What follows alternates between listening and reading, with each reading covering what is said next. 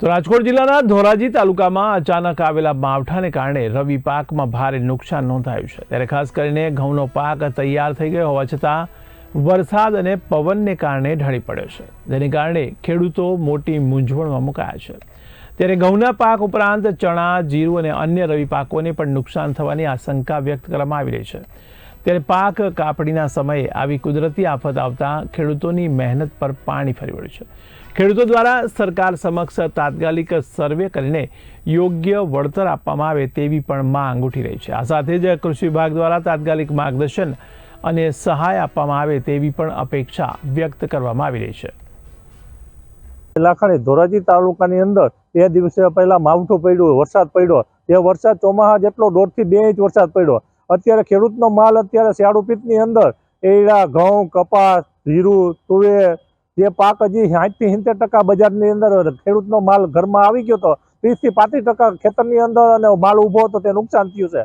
તો સરકારને એટલી રજૂઆત છે કે માવઠું કે વરસાદ કુદરતી આફત છે, પણ કુદરતી આફત બને તો અત્યારે ઘઉંના ભાવ 400 થી 450 ભાવ છે, જે 10 વર્ષ પહેલા ભાવ હતા। તો આજ 10 વર્ષ પછી કેટલી મોંઘવારી આવી? ખેડૂતનું અત્યારે કોઈ નથી। આંતરરાષ્ટ્રીય બજારની અંદર બધા દેશ છે એ ખેડૂતનું હિત જાળવતા હોય, કારણ કે એનો માલનો ભરાવો થાય તો બીજા દેશમાં વેચતા હોય। તો સરકારને એટલી રજૂઆત છે કે ખેડૂતનો માલનો જે ભાવ આવે તો ન હોય ત્યારે બીજા દેશમાં વેચે અથવા ખરીદી પૂરી કરે। ખરીદી સરકાર એમ કે અમે કરી છે, આજ વીઘે 10 મણ જ ખરીદી કરે, માલ તો ડબલ થવાનો છે, 20 થી 25 મણ ઉત્પાદન થવાનું।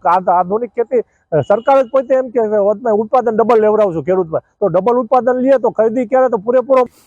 ધોરાજી શહેર અને આસપાસના વિસ્તારોમાં તાજેતરમાં જે માવઠું પડ્યું, જેને કારણે ખેડૂતોને પૈડા ઉપર પાટા સમાન છે। ખેડૂતોએ મોંઘાદાટ બિયારણો, રાસાયણિક ખાતરો અને જંતુનાશક દવાઓ નાખી જ્યારે પોતાનો પાક તૈયાર કર્યો હતો ત્યારે જ કુદરત રૂઠી અને માવઠું પડ્યું, જેને કારણે ખેડૂતોનો તૈયાર થયેલો ઊભો પાક નષ્ટ પામ્યો છે। ખેડૂતોના મોંમાં આવેલ કોળિયો ઝૂંટવાઈ ગયો છે। આવા સંજોગોની અંદર ખેડૂતોને પૈડા ઉપર પાટા સમાન છે। એક તરફથી જોઈએ તો જે જણસી તૈયાર હતી એ જણસીના ભાવો મળી રહ્યા નથી, બીજી તરફ માવઠાને કારણે ખેડૂતોને ખૂબ જ મોટી નુકસાનીનો સામનો કરવાનો વારો આવ્યો છે।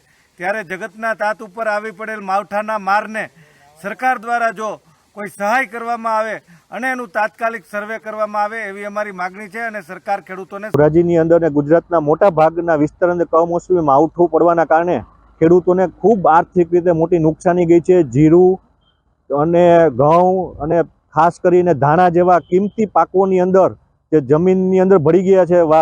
વાસ્તવિક રીતે આ ખેડૂતોની હાલત અત્યારે ખૂબ દયનીય છે અને ચોમાસાની અંદર અતિ વરસાદના કારણે જે નુકસાન થયું હતું એવું જ નુકસાન ફરી વખત આ કમોસમી માવઠાને કારણે થયું છે। સતત પવન સાથે 1.5 કલાક વરસાદ પડ્યો છે અને જે ઉનાળુ પાકોનું જે વાવેતર કર્યું હતું, તલ જેવા પાકોની અંદર ફૂલ ફાલ જેવા હતા, એ પણ ખરીને જમીન દોષ થઈ ગયા છે। ઉનાળુ પાક પણ સંપૂર્ણ નિષ્ફળ થયો અને શિયાળુ પાક જે હાથમાં આવેલો કોળિયો પણ ખેડૂતોના મોંમાંથી છીનવાઈ ગયો છે। એનાથી આર્થિક ખૂબ મોટું નુકસાન ગુજરાતના ખેડૂતોને સહન કરવાનો વારો ફરી